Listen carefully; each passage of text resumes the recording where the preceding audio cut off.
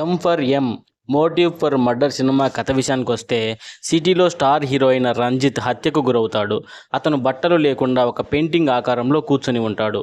ఈ హత్యతో సిటీ అంతా ఒక్కసారిగా కలవరానికి గురవుతుంది. ఈ కేసుని ఏసీపీ కృష్ణ ఇన్వెస్టిగేషన్ చేస్తూ ఉంటాడు. అతని భార్య అయిన రాధ లెజిట్ న్యూస్ పేపర్లో క్రైమ్ ఇన్వెస్టిగేటివ్ జర్నలిస్ట్గా పనిచేస్తూ ఉంటుంది. కృష్ణకి ఈ కేసు విషయంలో సపోర్ట్ చేస్తూ ఉంటుంది. వీరిద్దరూ కలిసి విచారించే క్రమంలో వరుసగా హత్యలు జరుగుతూ ఉంటాయి. పాపులర్ అయిన వ్యక్తులు వరుసగా హత్యకు గురవుతూ ఉంటారు. అందరినీ విభిన్నమైన పెయింటింగ్ ఆకారాల్లో కూర్చోబెడుతూ ఉంటాడు హంతకుడు. స్టార్టింగ్లో చెప్పకుండా హత్యలు చేసిన హంతకుడు ఆ తర్వాత చెప్పి మరీ చేస్తుంటాడు. అయినా అతన్ని పట్టుకోలేకపోతారు పోలీసులు. ఈ క్రమంలో సిటీ కమిషనర్ని కూడా చంపేస్తాడు కిల్లర్. దీంతో ఈ కేసుని మరింత సీరియస్గా తీసుకుంటారు. ఇంతకీ ఆ హంతకుడు ఎవరు? చంపేసి ఎందుకు పెయింటింగ్ ఆకారంలో బాడీని కూర్చోబెడుతున్నాడు? అతని మోటివ్ ఏమిటి? పోలీసుల విచారణలో తెలిసిన షాకింగ్ విషయాలు ఏమిటి?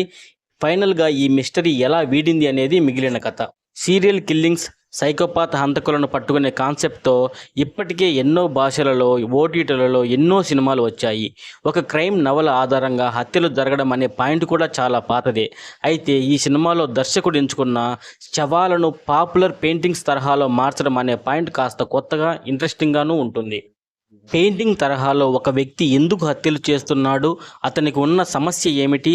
సైకలాజికల్గా ఎలాంటి మనస్తత్వం ఉన్న వాళ్ళు ఇలాంటి హత్యలకు పాల్పడుతుంటారనేది ఇందులో చాలా బాగా చూపించాడు దర్శకుడు.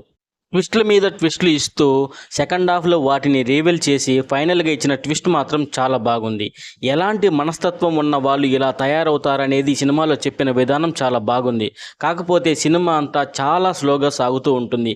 ఇన్వెస్టిగేషన్ సీన్స్ కూడా అలానే సాగుతాయి. చాలా సన్నివేశాలు ఊహకు అందేలాగే ఉంటాయి. ఎంతసేపు అక్కడక్కడే కథ తిరిగినట్టుగా ఉంటుంది. ఫైనల్గా ఈ సినిమాకు నేనిచ్చే రేటింగ్ 2/5.